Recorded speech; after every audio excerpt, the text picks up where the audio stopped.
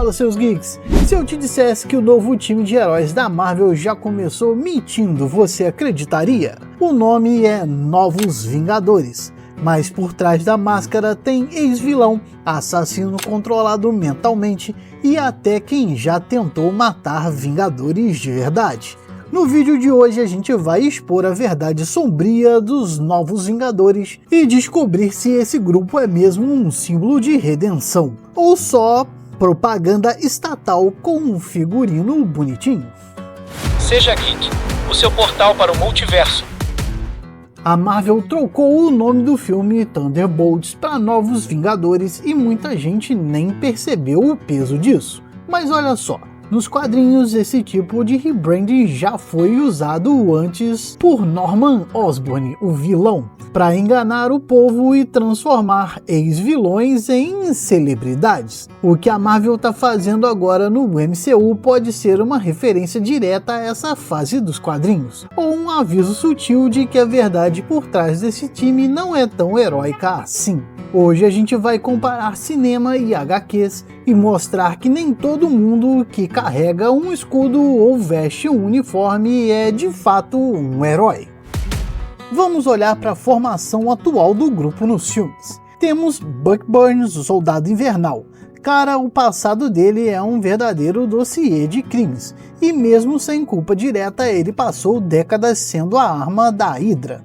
E Helena Bolova foi treinada para matar. Quase matou o Gavião Arqueiro e agora tá aí sendo promovida a heroína de elite. Red Guardian, um super soldado soviético cheio de traumas, mais patriota que sensato. Taskmaster, uma assassina programada com um passado de lavagem cerebral tão pesado que nem a Marvel sabe como resolver direito. Ou seja, o que esses personagens têm em comum?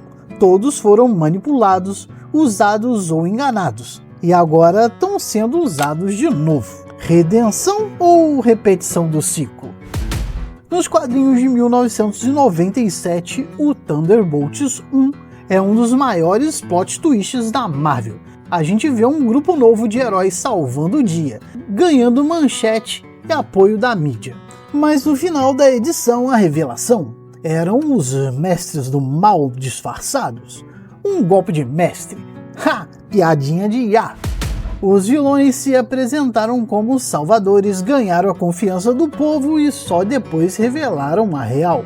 Esse conceito virou tendência nos quadrinhos. A ideia de falsos heróis virou metáfora política, crítica à manipulação da mídia e à forma como os símbolos podem ser usados para controlar a narrativa. Agora me diz, quando a Valentina Allegra de Fontaine, que está longe de ser confiável, assume o controle e nomeia esses anti-heróis como Novos Vingadores, a gente está vendo redenção? Ou uma reedição disfarçada do truque de 1997? Nos quadrinhos, o Norman Osborn liderou o Dark Avengers, com vilões como Venom no lugar do Homem-Aranha e Daken no lugar de Wolverine.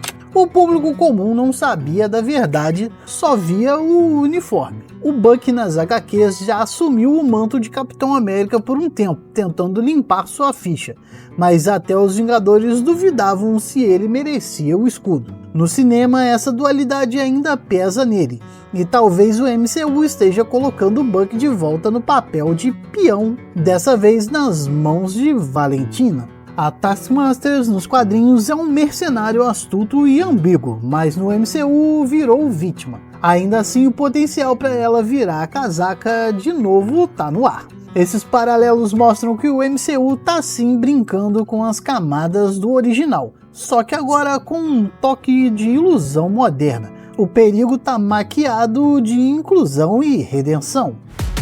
A nova equipe da Marvel não é só um novo grupo de personagens, ela carrega o peso de um passado sombrio de manipulação e de um tipo muito específico de controle narrativo.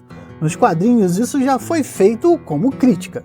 Nos cinemas a dúvida fica, será que estamos diante de uma reinterpretação corajosa ou de uma jogada de marketing que repete os erros dos vilões que ela quer apagar? E aí, você acha que esses Novos Vingadores merecem esse nome?